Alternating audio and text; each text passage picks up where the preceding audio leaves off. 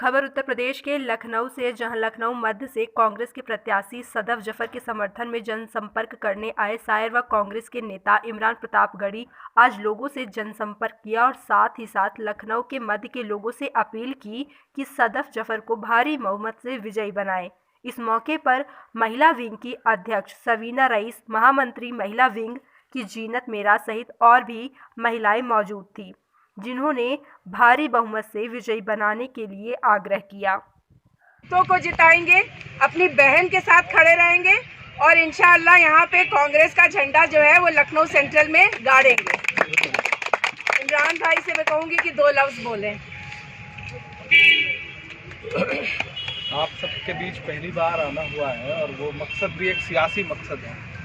आप मुझे दूसरे हवालों से जानते रहे हैं, लेकिन ये ऐसा मौका है कि अपनी बड़ी बहन के लिए आपके बीच में आपसे गुजारिश करने के लिए आया हूँ। देखिए, 2 बातें हैं। इस बार चुनाव उत्तर प्रदेश का ही नहीं बल्कि 5 राज्यों में जहाँ जहाँ हो रहा है बहुत अलग हो गया है। कोरोना की वजह से इलेक्शन कमीशन के नए जो नियम हैं उसके हिसाब से आपको चुनाव होता हुआ सड़क पर नहीं दिख रहा है, तो आपको ऐसा लग रहा है कि अभी चुनाव बन नहीं रहा है या चुनाव की रंगत अभी अपने शबाब पर नहीं आई है। तो आपको ये समझना पड़ेगा कि ये बहुत खामोश चुनाव है। और मेरा ख्याल है कि जिस तरह से सत्ता पक्ष चुनाव आयोग पर दबाव डाल के रख रहा है, वो अपने हिसाब से नियम भी बनाएंगे, अपने हिसाब से नए प्रयोग करेंगे, क्योंकि उनकी डिजिटल कैंपेन की तैयारियां पहले से पूरी हैं। और विपक्ष के लोगों को ये इल्म भी नहीं था कि कोरोना का इतना ज़्यादा रिस्ट्रिक्शन जो है वो हम सब पर लाद दिया जाएगा। देश के गृह मंत्री बिना मास्क लगाए कैराना से लेकर के और मथुरा तक थूक लगा के पर्चे बांट रहे हैं, लेकिन उनसे पूछने वाला कोई चुनाव आयोग इस देश में नहीं है। तो हमें समझना है कि हमें किस किस महाज पर लड़ना है।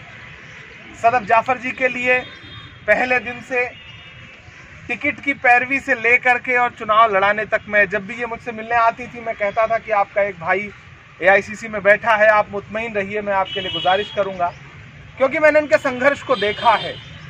मैंने बहुत पहले से नहीं जानता हूं, इनसे मेरा तारुफ जो हुआ वो पहली बार CA आंदोलन के दौरान हुआ, जब हम सब ने खबरें देखी कि एक महिला को पुलिसकर्मियों ने पीटा और इतना पीटा कि खून आ गया और उन्हें जेल भेज दिया गया। और हमें ही नहीं बल्कि पूरे देश को ये बातें तब पता चली जब प्रियंका जी इनसे मिलने के लिए, इनके परिवार से मिलने के लिए, सांत्वना देने के लिए आई। उसके बाद मेरी इनसे पहली मुलाकात जो हुई वो रायपुर के एक प्रोग्राम में हुई, और इनकी जीवटता देख करके, इनका जज्बा देख के, इनकी जिंदादिली देख के मुझे ये लगा कि हम सब ये कहते हैं कि सियासत बदलनी चाहिए, हम सब ये कहते हैं कि सियासत हमारे हिसाब की होनी चाहिए, हम सब ये कहते हैं कि सियासत जो है वो ताकतवर लोगों के हाथ से निकल करके आम लोगों तक आनी चाहिए। तो इनसे बेहतर कैंडिडेट कौन हो सकता है। मैंने प्रियंका जी से भी इनके लिए